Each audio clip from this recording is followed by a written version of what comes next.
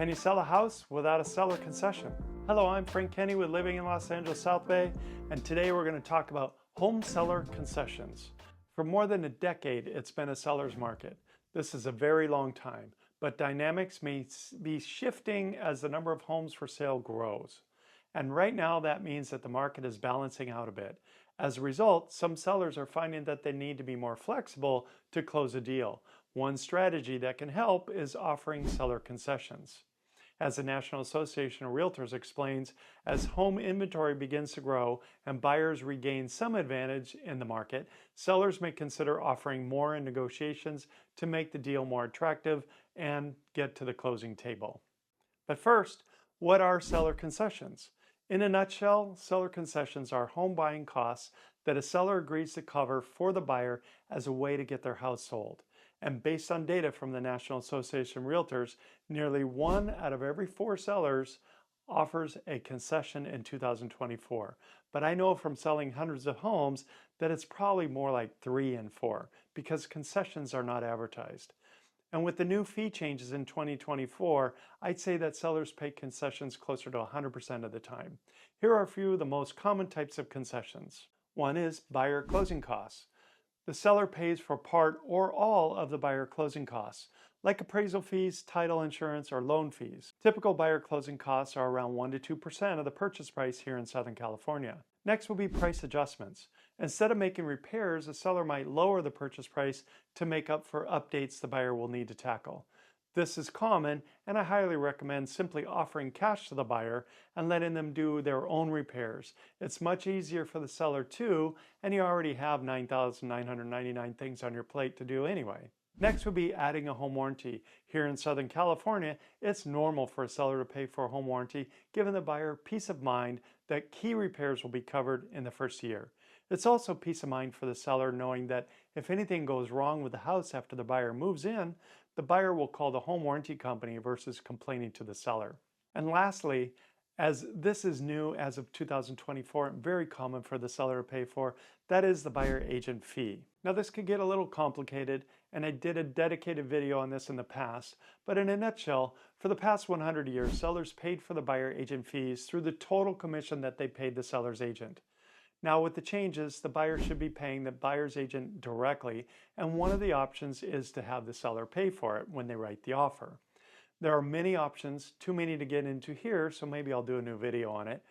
For now, just reach out and I can discuss your concerns with you. As far as concessions go, don't worry. It doesn't mean you have to come up with more cash to make it happen. These are things that get subtracted from your sale proceeds at close of escrow, not more funds you have to bring to the table. By the way, not all concessions are about money. There are other extras you could throw in. Like if your buyer is coming from an apartment and has never had a yard before, they may ask if you'd be willing to leave your lawnmower behind or your lawn furniture. That's another lever you could pull to keep them happy. Back in the financial crisis of 2008 to 2010, people would include their car with the sale of a house. I've sold more than one BMW as part of a sale. Next is how concessions help sellers. Well, offering concessions is definitely a smart strategy for sellers to get as a deal is finalized. As Dennis Shirshakov, professor of finance and economics at City University of New York Queens College, told the Mortgage Reports, pricing homes realistically and being willing to offer concessions, such as covering a portion of closing costs or including upgrades, will be key to closing deals in a less frenzied market. For example, let's say you accepted an offer from a buyer, but after their inspection you found out there are some repairs that they want you to tackle before you hand over the keys. There's usually a handful the seller is not aware of. Rather than starting at square one and searching for a new buyer, you could offer a concession. One option is you can take on the repairs and cover the cost yourself.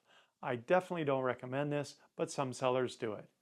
But if you really don't want to hassle with dealing with contractors, and handyman, you could reduce your price by however much the repairs would cost. Alternatively, you could offer to pay a portion of your buyer's closing expenses with the idea they use the money they saved at closing toward doing the repairs themselves. That's just one option, and there are many. The key is to keep the buyer in the transaction and get the house sold, finding the right balance. There are many negatives for the seller if the buyer walks away. Either way, a concession can be a great way to meet somewhere in the middle. It's important to have a professional realtor on your side to help with these negotiations. That's one big reason I don't recommend trying to sell a home on your own, but that's a subject for another video. A professional realtor can help you decide when and how to offer concessions so you don't give away too much while still ensuring your house gets sold. It's all about finding the right balance. Okay, what's the bottom line? Well, with the market becoming more balanced, seller concessions are coming back into play. And with the new fee changes that started in 2024, seller concessions are happening close to 100% of the time, so expect it. It's best to know what you need to give and how to give it. Okay, I know that was quick and simple explanation of this convoluted subject, but I hope I provided you some clarity as to what usually happens when you sell a house. The key is having a professional realtor to help guide you through this process so things work out in your favor and you get the most money possible. So reach out to me and we can discuss your personal situation and how to successfully sell in this market. From that, I'll put together a professional plan of action so you get the most money out of today's real estate market. Please like and subscribe so you're guaranteed to get all of our current helpful videos, and please feel free to share these useful videos with your family and your friends. Well, this is Frank Kenny with Living in Los Angeles South Bay, and I'll see you on the next video.